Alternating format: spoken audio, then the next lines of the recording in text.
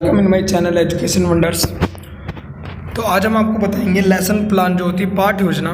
किसी भी कक्षा की जब पाठ्य योजना हम तैयार करते हैं तो उसमें सबसे पहले क्या डालें। अगर आप शिक्षक अध्यापक का नाम, कक्षा, आप कौन सी कक्षा पढ़ा रहे हो, क्लास पढ़ा रहे हो, फिर विषय, आप किस विषय के अध्यापक हो, उसका तो उप विषय यानी जो विषय है वो किस विषय में आता है, फिर कालांश यानी आपको कौन सा पीरियड से उसमें चलेंगे, फर्स्ट सेकंड थर्ड, कौन से पीरियड में आप उस सब्जेक्ट को पढ़ाते हो, और अवधि यानी समय यानी आप उस पीरियड को कितने समय में पढ़ाते हो।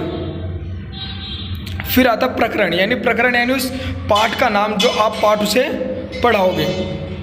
जैसे प्रकरण में अब हमारे कुछ भी चैप्टर से नाम परिमेय संख्या, अगर मैथ्स की बुक पढ़ा रहे हैं, अगर हम कोई और हिंदी का पढ़ा रहे हैं तो उसका पहला चैप्टर का नाम आएगा, ये होता है प्रकरण। उसके बाद हम बात करते हैं सामान्य उद्देश्य।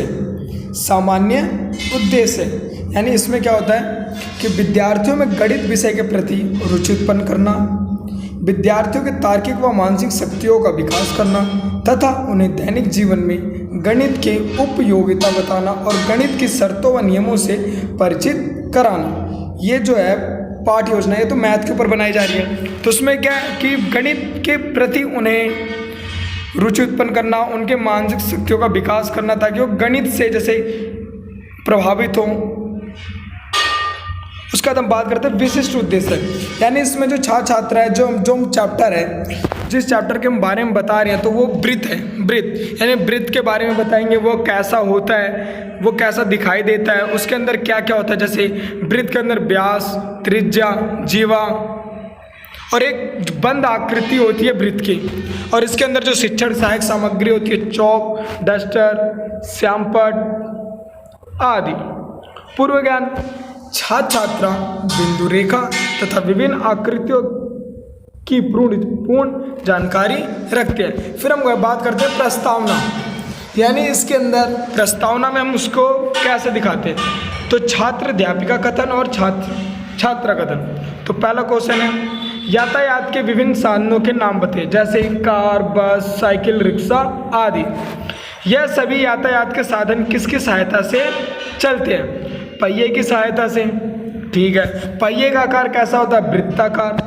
अब हम बच्चों से पूछेंगे वृत्त के बारे में विस्तार पूर्वक बताइए। वृत्त कैसा होता है उन्हें पता नहीं अभी बच्चों को, तो क्या ये समस्यात्मक प्रश्न है। फिर आता है उद्देश्य कथन। उद्देश्य कथन में आता है बच्चों आज हम वृत्त के बारे में विस्तार से अध्ययन करेंगे। फिर हम बात करते हैं प्रस्तुतिकरण। जैसे श्यामपट्ट का कार्य आता है, उसमें शिक्षण बिंदु, छात्र अध्यापिका कथन। हम श्यामपट्ट पे बनाते हैं वृत्त। अब वृत्त होता है, कैसी आकृति दिखाई देती है वृत्त की? बंद आकृति। कैसे दिखाई दे रही है? जो रेड सर्कल है बंद आकृति। इसके अंदर क्या होता है? त्रिज्या होती है, केंद्र होता है। ये जो केंद्र ए पॉइंट है वो केंद्र हमारा। यहाँ से बी तक क्या है? त्रिज्या होती है, और ए से लेकर सी तक पूरा क्या होता है? व्यास होता है। और जो हमारी एस और एन है ये क्या हमारी जीवा, वृत्त के अंदर जो जीवा होती है एस और एन। तो अब हम इनकी परिभाषा पढ़ेंगे।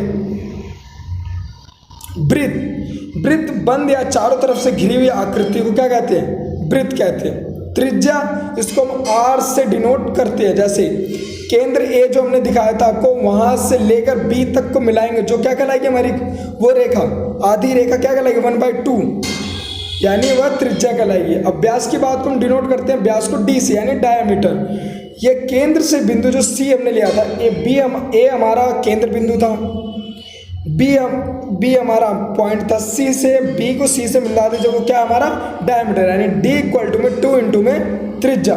जीवा क्या होती है? वृत्त में केंद्र से नीचे से जो एस और एन बिंदु हमने खींचा था वो क्या था? हमारा जीवा था। फिर आता पुनरावृत्ति प्रश्न। पहला क्वेश्चन है पुनरावृत्ति में, यानी कि हम चैप्टर्स को पढ़ाने के बाद जो हम पुनरावृत्ति प्रश्न करते हैं बच्चों से, क्या पूछते हैं उनसे वृत्त की त्रिज्या किसे कहते हैं। फिर दूसरा क्वेश्चन है वृत्त की त्रिज्या तथा विकास में क्या संबंध है। फिर मूल्यांकन के प्रश्न यानी बच्चों को हमने पढ़ाने के बाद हम एक बच्चों को क्या कर रहे हैं? मूल्यांकन कर रहे हैं उनका। जैसे वृत्त की त्रिज्या तथा व्यास में संबंध बताते हैं हम। वृत्त की सबसे बड़ी जीवा को क्या कहते हैं। फिर आता हम गृह कार्य देते हैं, यानी पाठ्य योजना में मूल्यांकन प्रश्न, फिर गृह कार्य आता है। यदि किसी वृत्त की त्रिज्या 6 सेंटीमीटर हो तो उसका व्यास ज्ञात करें। फिर दूसरा क्वेश्चन, यदि किसी वृत्त का व्यास 22 सेंटीमीटर हो तो उसकी त्रिज्या कितनी होगी। Thanks for watching my video, like comment and share and subscribe my channel for this video, for more videos, press the bell icon.